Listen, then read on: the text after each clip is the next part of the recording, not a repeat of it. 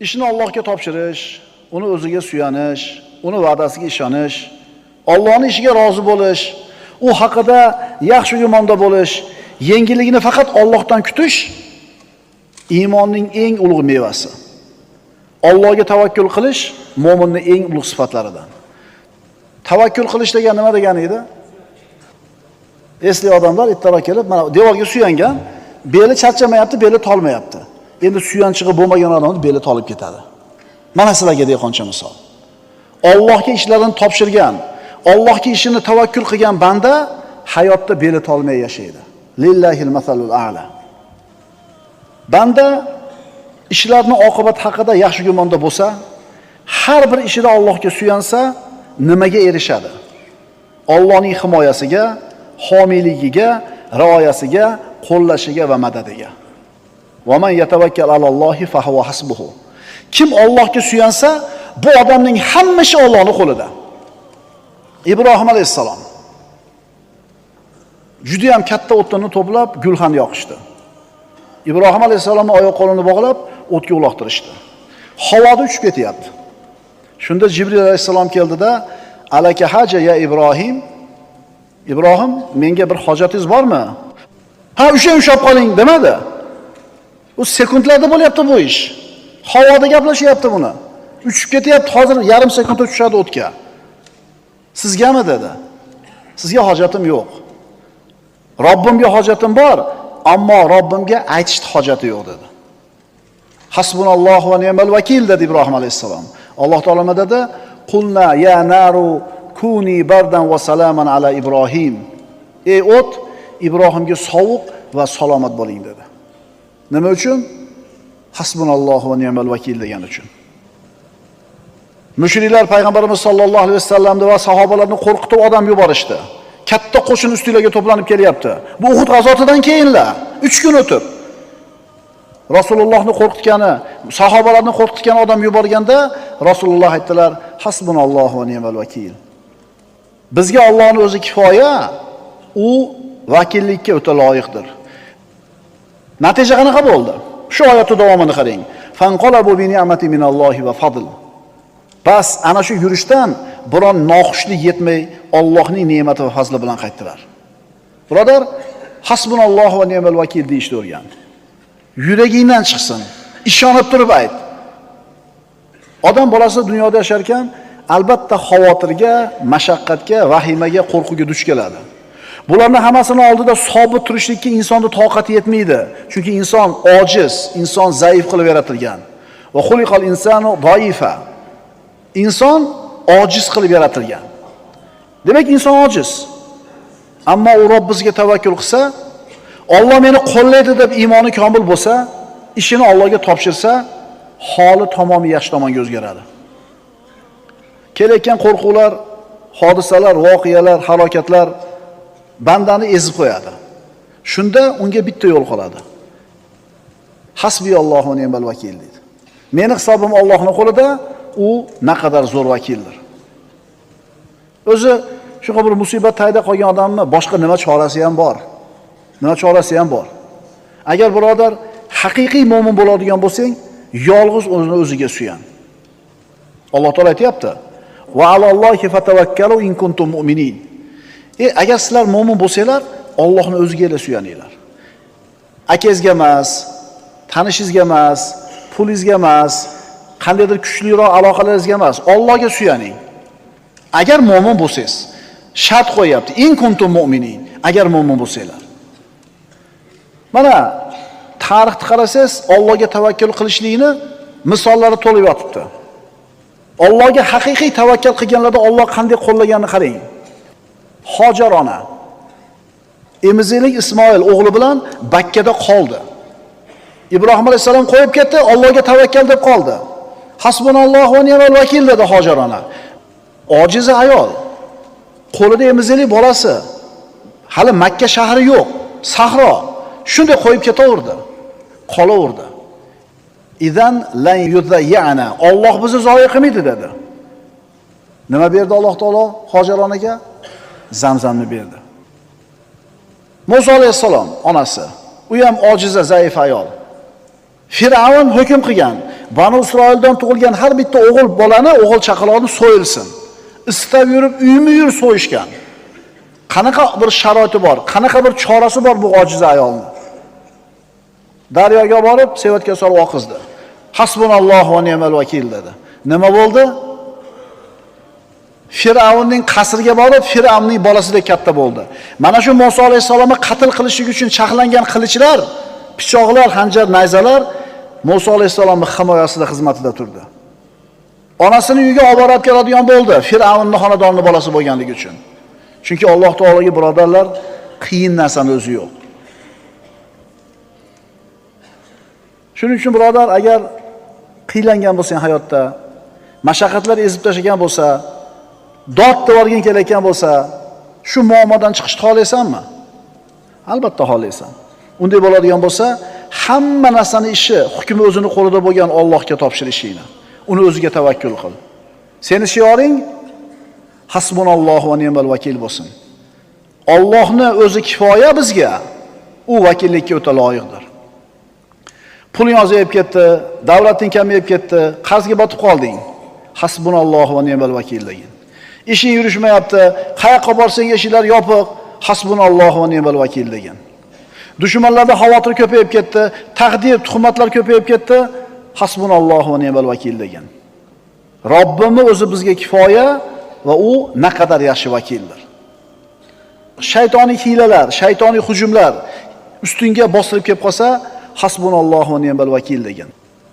Chunki shaytonning hilasi Allohga tavakkal qilgan bandalarga o'tmaydi.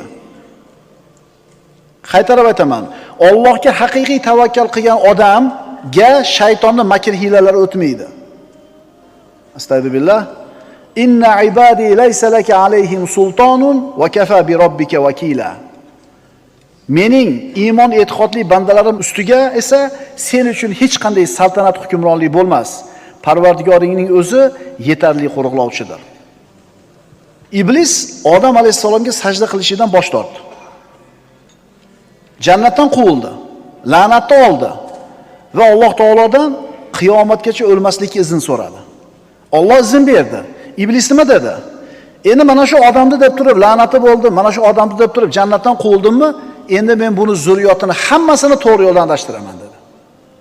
Oldidan orqasidan kelaman, o'ngidan so'lidan kelaman, ustidan ostidan kelib juda ko'pchiligini adashtiraman, juda ko'pchiligi seni to'g'ri yo'lingda bo'lmaganligini ko'rasan dedi. Alloh taolo nima dedi? Meni e'tiqodli iymonli bandalarim ustida senga hech qanday hukmronlik yo'q dedi. Shuning uchun hasbiyallohu va ni'mal vakil degan narsa qalbingdan chiqsin. Rostakamiga Allohga tavakkul qil, shaytonning makr hilalari ham senga zarar qilmaydi. Va man yatawakkal alallohi fa huwa hasbuhu. Kim Allohga tavakkul qilsa, Allohning o'zi yetarlidir. Qarangda, bir muammoingiz bor. U yoqqa yurdingiz, bu yoqqa yurdingiz, eplolmayapsiz. Shunda bir siz ishongan, sizga yaxshilikni ravo ko'radigan, gapiga javob beradigan, seryozni odam, bo'ldi men qilib beraman, ketavering dedi. Bo'ldi, ketavering, men to'lab qo'yaman ishingizni dedi. Biz aytganda ishonchli odam, omonatdor odam, gapiga javob beradi. U haligi har xil qalanqasaq emas va sizga yaxshilikni ravo ko'radi. Bo'ldi, ketavering, to'lab qo'yaman, xotirjam uxlavering desa, bitta odam sizga ishingizni hal qilib beraman desa, o'sha nima bo'lib qolasiz? Xotirjam bo'lib qolasiz-a? Ha, o'lib qolishi mumkin. Fe'li aynib qolishi mumkin. U mansabidan ketib qolishi mumkin. Bitta shunaqa ojiz banda ishingni men to'g'rilab beraman desa, xotirjam bo'lasiz-u. Hamma ish o'zini qo'lida bo'lgan Alloh ishingni menga topshir, o'zim bitkizib beraman desa, ishona olmaysizmi? Bizning muammoimiz shunda-da.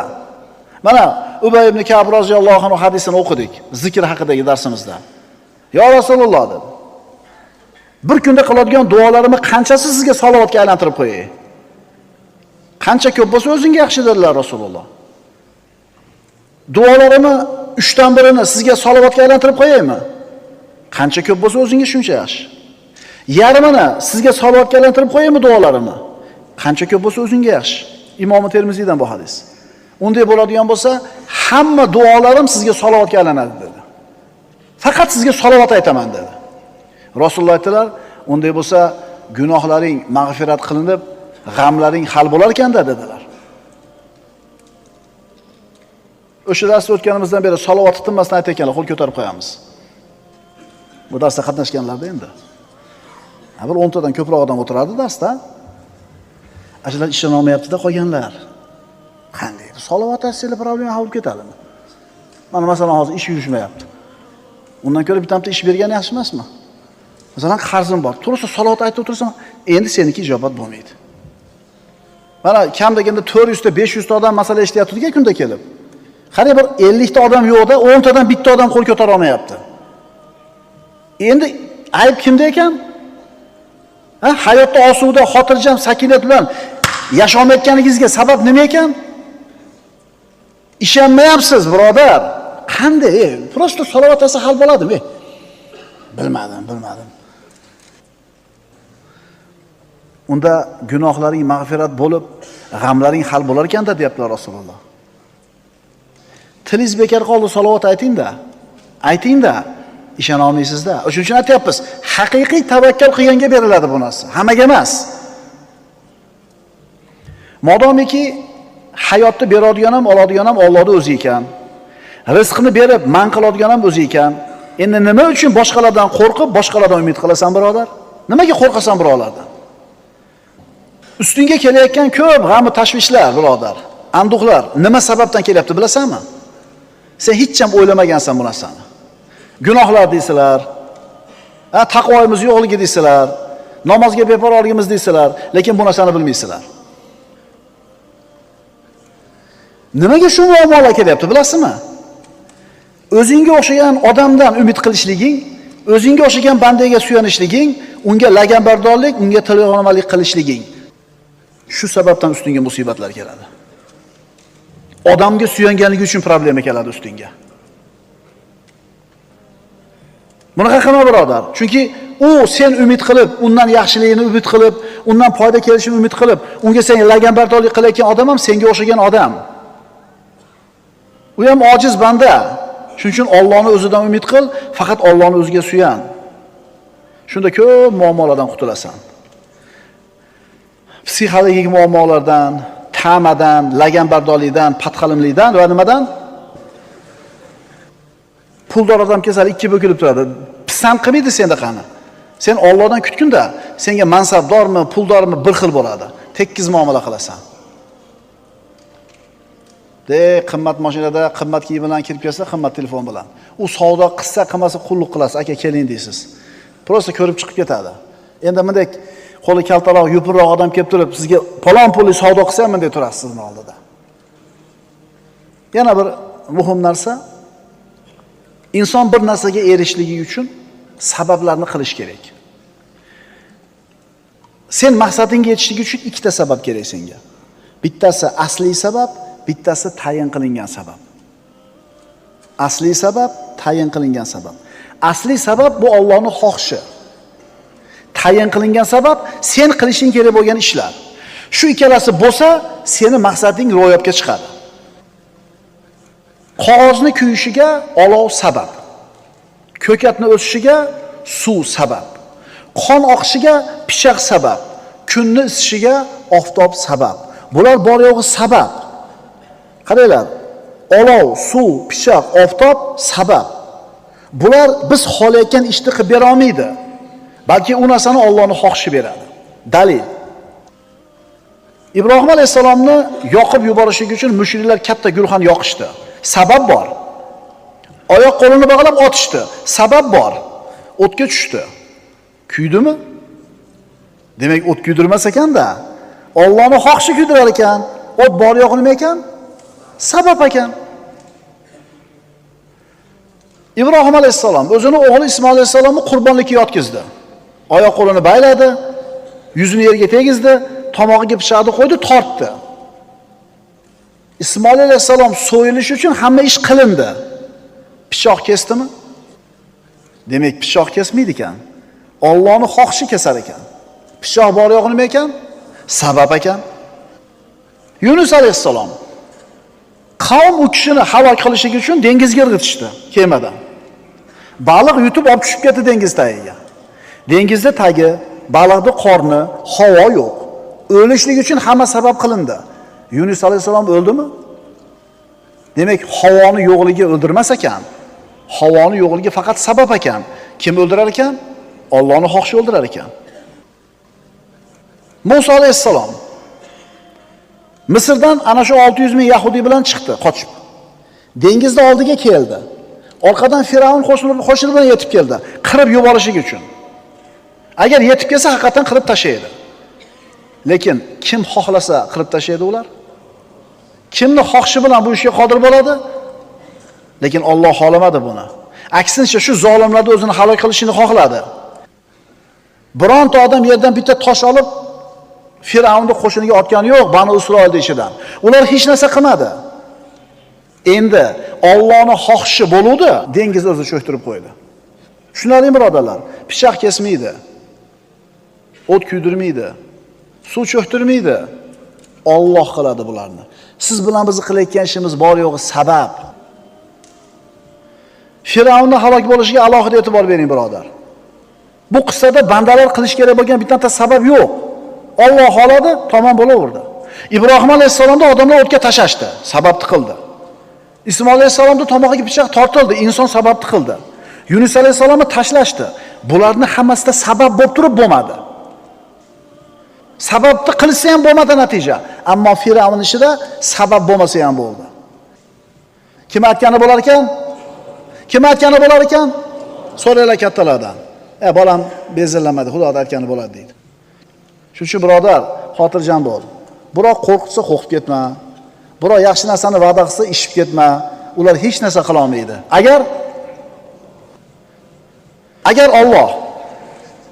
Alloh bir ishni xohlasa, sababni ham kerak yo'q ekanmi?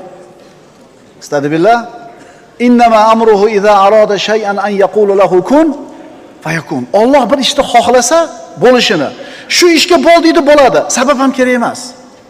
O'shuning uchun Allohdan qolmang birodar. Allohga tavakkul qiling. Qoida. Bandani saodatga yetaydigan eng katta narsa, eng katta sabab Allohga tavakkul qilish. Suyanish, uni himoyasi bilan chegaralanish.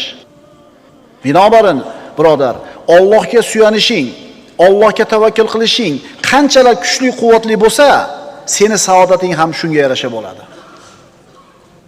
Agar Allohga suyanishni bilmasang, Alloh bilan himoyalanishni bilmasang, shunga yarasha baxtsiz yashayverasan. Chunki Alloh taolo aytadi, astagfiru billah, ala inna awliya Allohi la xawfun alayhim va la hum yahzanun. Xoliq subhanahu va taolo aytayapti. Siz bilan biz yaratgan zot aytayapti. Bizni nima baxtsiz qilish, nima baxtsiz qilmasligini biladigan zot aytayaptiki, ogoh bo'linglar. Ogoh bo'linglar. Albatta Allohning do'stlariga biron xavf va xatar yo'qdir va ular g'amgin bo'lmaslar. Inson Allohning do'sti bo'lsa, tavakkul qilib turib, unga g'am, qayg'u bo'lmaydi dunyoda. Qo'rqma birodar.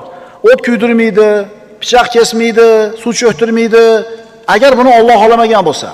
Shuning uchun biroq qo'rqsa, ishingni olib qo'yaman desa, do'koningni yopib tashlayman desa, va desa, qo'lingdan kelgan sabablarni qilginu, hasbunallohu va ni'mal vakilda. Xotirjam bo'l. Bu yo'q nima bo'ladi? Allohning aytgani bo'ladi. Birov senga foyda keltira olmaydi agar Alloh xohlamasa. Birov senga zarar yetkaza olmaydi agar Alloh xohlamasa. Shuning uchun seni yuragini siqadigan bir xavotirli xabar kelsa, seni qo'rqitadigan bir so'z kelgan bo'lsa, hasbunallohu va ni'mal vakil degan. Payg'ambarimiz sollallohu alayhi vasallam Abdulloh ibn Abbosni o'zining ulovlariga uchqashtirib olib, yosh bola ekan, bir qancha narsalarni o'rgatdilar. Ya g'ulam, inni uallimuka kalimat. Ey bola, men senga bir qancha so'zlarni o'rgataman. Allohning haqlarini saqlagin, Alloh seni saqlaydi. Alloh aytganda qabul, Alloh saqlaydi. Allohning haqlarini saqlagin, uni doim qarshingda topasan. Qachon muammoing bo'lsa Alloh hal qilib beradi. Agar so'rasang, Allohdan so'ra, ko'mak tilasang, Allohdan tila va bilginki, butun ummat senga biron bir foyda yetkazish uchun jamlansa, ular senga faqatgina Alloh yozgan foydani keltira oladi. Butun ummat. Agar butun ummat senga zarar yetkazishlik maqsadida to'plansa, ular Alloh yozganidan oshiqcha zarar yetkaza olmaydi. Chunki seni ustingga keladigan yaxshi yomon kunni yozgan qalam ko'tarildi, sahifalar quridi, ish bitdi. Abu Bakr Siddiq Rasululloh sallallohu alayhi vasallam bilan hijrat qilib, Savr g'orida o'tirishar edi. Rivoyatlarga qarasak, o'rgimchak to'r solib qo'ydi. Bir kaptar kelib yotib oldi shu yerga. Mushriklar o'shigacha chiqishdi. Qarang, bironta sababni foyda qilmadi. Rasululloh hijrati uchun 10 ga yaqin sababni qildilar. Shimolga qaramay yurmasdan janubga qarab yurdilar. Kechasi chiqdilar, qo'ylar dizlari bilan tuyanisini yopishdi, g'orga kirib 3 kun o'tirishdi. Hamma sababni qildilar, ammo bu sabablarning bittasi foyda qilmadi. Quraysh baribir topib chiqdi shu yerga. Chiqishdi, Abu Bakr Siddiq va Rasululloh sollallohu alayhi vasallam ularning oyog'ini ko'rib turishibdi. Shunda Abu Bakr Siddiq yig'ladi. Nima yig'layapsiz, Abu Bakr? Ya Rasululloh, agar hozir oyog'ini tagiga qarasa ko'rib qolardi dedi. Robbisining va'dasiga tamomiy iymoni komil bo'lgan Muhammad sallallohu alayhi vasallam, haqiqiy tavakkulchilarning ustozi bo'lgan Muhammad alayhisalom, "Ya Abu Bakr, ma zannuka bi isnayn Allohu salisuhuma" dedi. Uchinchi she'riga Alloh bo'lgan ikkita odam haqida qanaqa gumondasiz dedi. O'rgimchakda to'r to'sdimi? Dunyodagi eng nafis parda shumi? Eng nafis to'siq shumi? Alloh xolodi shu o'rgimchakda to'ri sabab bo'ldi. Ammo payg'ambarimiz qilgan hech qaysi sababi foyda qilmadi. Shuning uchun birodar, seni sababing maqsadingga yetkazmaydi. Allohning xohishi yetkazadi. Allohning xohishi qachon bo'ladi senga foydasi? Hasbunallohu va ni'mal vakil desang. Qarangda, shu yerda bitta sabab qoluvdi. Rasulullohga va Abu Bakr Siddiqqa bitta sabab qoluvdi. Qaysi sababni qilish kerak edi ular? Oxirgi sabab edi. Nima edi? Allohning va'dasiga ishonib jim o'tirish edi. Oxirgi sababni ham qildi, Alloh taolo saqladi. G'orda oldan qaytib ketishdi. Shuning uchun birodar, hamma hisob-kitobni qilasan. Svet o'chib qolsa dvijok, mikrofon ishlamay qolsa manavi, ona qori kelmay qolsa manavi, hamma sabablarni qilding, bar bo'lmadimi? Endi nima deyishing kerak? Nima deyish kerak shunda? Alloh shuni taqdir qilgan ekan, bo'ldi. Biz sababini nima qildik? Xotirjamisiz? Haqiqiy tavakkalchi qanaqa bo'ladi? Mana endi shu savolni so'raylik o'zimizdan. Men har safar hasbiyallohu va ni'mal vakil, hasbunallohu va ni'mal vakil deyapman, Allohga tavakkal deyapman. Men haqiqiy tavakkulchimanmi? Haqiqiy tavakkulchi inson qanaqa bo'ladi? Sababni puxta qiladi. Xuddi tavakkal qilishni bilmaydigan odamda faqat sababni qiladi. Keyin sabablarni zo'r qilib qo'ygandan keyin sabab qilmagan odamda Alloh o'zingga topshirdim deydi. Haqiqiy tavakkulchi qanaqa bo'ladi? Sababni zo'r qildi. Keyin sababni qilmaganda Allohga tavakkal dedi. Endi undan keyin qanaqa ish bo'lsa ham endi u rozi. Shu odam haqiqiy tavakkulchi. Hamma sababini qildimi, domla? Tavakkalni ham qildimi, domla? Bar bo'lmadi-yu. Sen tavakkalchi emas ekansan. Chunki haqiqiy tavakkulchi qanaqa natija bo'lsa ham undan rozi bo'ladi. Endi so'rayinchi o'zingizdan, siz haqiqiy tavakkulchi ekansizmi? O'shuning uchun ulamolar aytishadi, tavakkul 3 xil bo'ladi. Birinchisi shikoyat qilmaslik. Ikkinchisi rozilik, uchinchisi muhabbat. Birinchisi shikoyat qilmaslik. Bu sabr darajasi deyiladi. Zohid insonlar sabr qiladi, shikoyat qilmaydi. Ikkinchisi rozilik. Bu Allohning taqsimiga, Allohning bergan kuniga rozilik. Bu sodiqlarning tavakkuli. Uchinchisi muhabbat. Allohning qilgan ishini yaxshi ko'rish, garchi sizga yoqmaydigan ish bo'lsa ham. Bu anbiyolarning tavakkuli. Tavakkulning birinchisi shikoyat qilmaslik, ikkinchisi rozi bo'lish, uchinchisi yaxshi ko'rish. Endi tavakkulning samaralari. Mana endi nima bor bizga tavakkal qilsak, birodarlar? Birinchidan Allohning muhabbati bor. Innalloha yuhibbul mutawakkilin. Alloh tavakkulchilarni yaxshi ko'radi. Agar Alloh seni yaxshi ko'rgan bo'lsa, yutdi ikki dunyoda. Keyingi foydasi, rizqing keng bo'ladi. Hozir 99% odamning g'ami shu pul topishda, to'g'rimi? Ha, pul topishda. Rasululloh aytadilar, agar sizlar Allohga haqiqiy tavakkul qilganinglarda Alloh sizlarning rizqinglarni xuddi qushni rizqini bergandek berar edi. Qush ertalab uchib chiqib ketadi, qorni och, kechki payt albatta qorni to'q keladi. Och qolmas ekan qush, birodarlar. Uni hunari yo'q, do'koni yo'q, sababi yo'q, uchib chiqib ketishinglar bor. Qush albatta qorni to'yib kelar ekan. Agar sizlar chinakamiga haqiqiy tavakkul qila olsanglar, qushni qornini to'yg'izganda to'yg'izadi Alloh deyapti. Tavakkulning yana bitta samarasi shaytonning vasvasasidan omonda bo'lasan. Hamma qo'rqib bo'layotgan ishlardan vahimaga tushganda xotirjam turasan. Innahu laysa lahu sultonun alallazina amanu va ala robbihim yatawakkalun.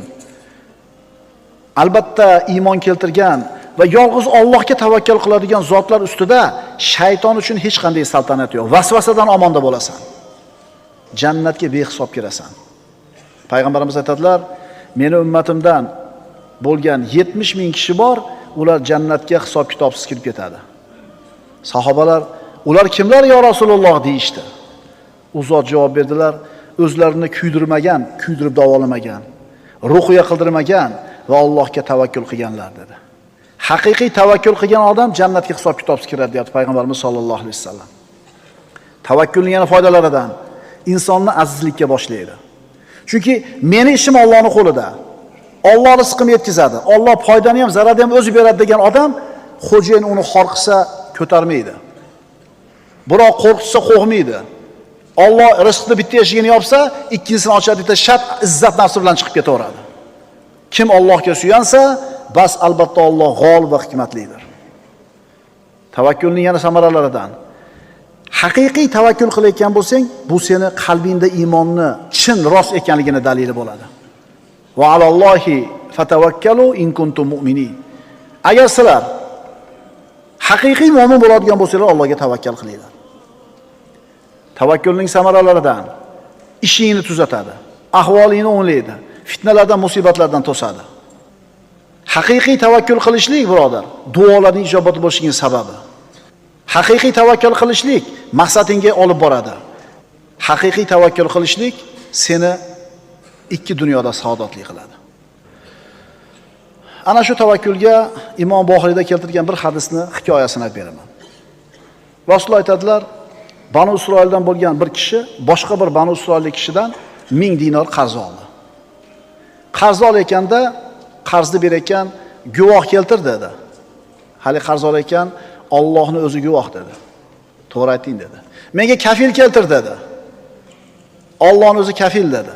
To'g'ri ayting dedi. Ma'lum vaqtda berishlikka 1000 dinorni qarz qilib berdi. Haligi odam molni oldi, dengizga o'tirib ketdi. Tijorati bilan. Pul berish kerak bo'lgan vaqt kelgan paytda 1000 dinorni oldida dengizni bo'yiga keldi. Boyaga odam tomonga ketadigan kema bo'lsa berib yuboraman deb. Lekin kema bo'lmadi. Shunda nima qildi? Bir katta yog'ochni oldi, ichini o'ydi, dinorlarni soldi, yamadi, dengizga uloqtirdi. Nima dedi? Parvardigor, o'zing bilasan, palonchidan 1000 dinorni qarz olganman. Kafil keltir deganida seni kafil deganman.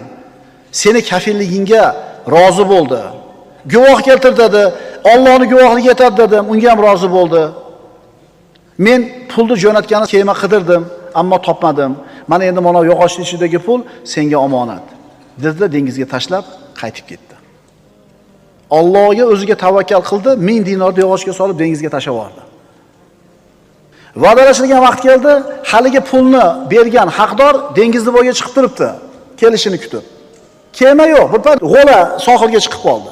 Haligini ko'rdida, o'tin bo'lar, yaqarmada olib borib turib, yorug'ning ichidan tillas chiqdi, haligi odamning yozgan maktubi ham chiqdi. Endi nariga odam keyinroq yana boshqa 1000 dinorni olib turib, qarzni to'lagani keldida uchradi haligi odamga. Men sizga vaqtida haqingizni beraman deb kema istab chiquvdim, bo'lmadi. Mana endi ko'tarib keldim deganda, seni yuborgan omonatingni Alloh yetkazdi menga dedi. Haligi 1000 dinorni olib, qo'lidagi bilan qaytib ketaverdi.